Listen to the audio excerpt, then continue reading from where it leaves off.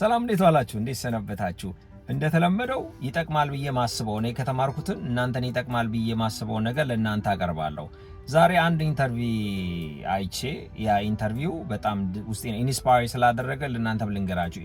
ኢንተርቪውን ያየሁት 60 ሚኒት የሚል ፕሮግራም ላይ ነው። በሲቢኤስ ቲቪ ላይ በሚቀርብ ፕሮግራም ላይ ነው የቀረበው። ግለሰብ ያኔ በ2011 ኦሳማ ቢንላደንን ኦፕሬሽን ውስጥ ከገደሉት ከኔቪ ሲል ውስጥ አንዱ ነው። 6 ናቸው ኔቪ ሲል፣ ከ6 ውስጥ አንዱ ነው እና ኢንተርቪው የተደረገው እና አንድ ጋዜጠኛ አንድ ጥያቄ ሲያወሩ አንድ ነገር ተናገረ።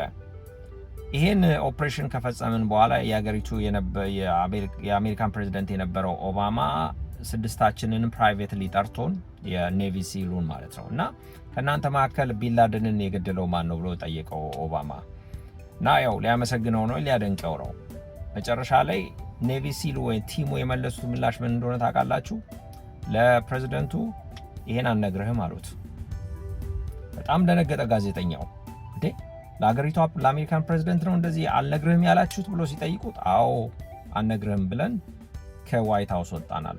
ኦኬ ለምንድን ያልነገራችሁት ምክንያት ምንድን ነው ብሎ ጋዜጠኛ ይጠይቀዋል። በጣም የመለሰው መልስ በጣም አስተማሪ ስለሆነ ነው። ምንድን ያለ it's not about a person, it's not about the person who killed that one. ይሄ አይደለም፣ it's all about teamwork. በዚህ ኦፕሬሽን ውስጥ የሁሉም አስተዋጽኦ እኩል ስለሆነ ሁሉም በጋራ እንጂ በግል አንዱ ሰው የሚመሰገንበት የሚታይበት ነገር የለም እና አንድ ሰው እንትና ነው ተብሎ በተለየ መልኩ የሚነሳበት የሚጠራበት የእኔነት ነገር የሚነሳበት ነገር የለንም ማለት እና አሰብኩና ያን ኦፕሬሽን የሚመራው ወይንም ኦፕሬሽን ውስጥ ኔቪ ሲሎቹ ኢትዮጵያዊ ብንሆንስ ብዬ ማሰብኩኝ። በተለይ ራሴን ማስቀመጥኩና እኔ በሆንስ ብዬ ሳስብ የመጀመሪያው በጥባጩ እኔ ነበር ልሆን የምችለው እኔ ነኝ ብዬ የእኔነት መንፈስ ስለነበረብኝ ማለት ነው። እኔ ነኝ ብዬ እናገር ነበር። ብዙዎቻችን በእኔነት መንፈስ ብዙ ሰዎችን እየጎዳን ራሳችንን እየጎዳን የምንገኝ ብዙዎች አለን። በተለይ አሁን እስቲ መጽሐፍ ቅዱስ ላይ ስንመለከት ብዙ ነገር ስለ እኔነት መንፈስ ያለባቸው ሰዎችም እናያለን። ለምሳሌ ሰይጣን ወደ ምድር የተጣለው ፕራይድ ወይንም በእኔነት መንፈስ ነው። በሐዋርያት መካከል ማን ይበልጣል የሚል ጥያቄ ተነስቷል። ይሄ የእኔነት መንፈስ ነው።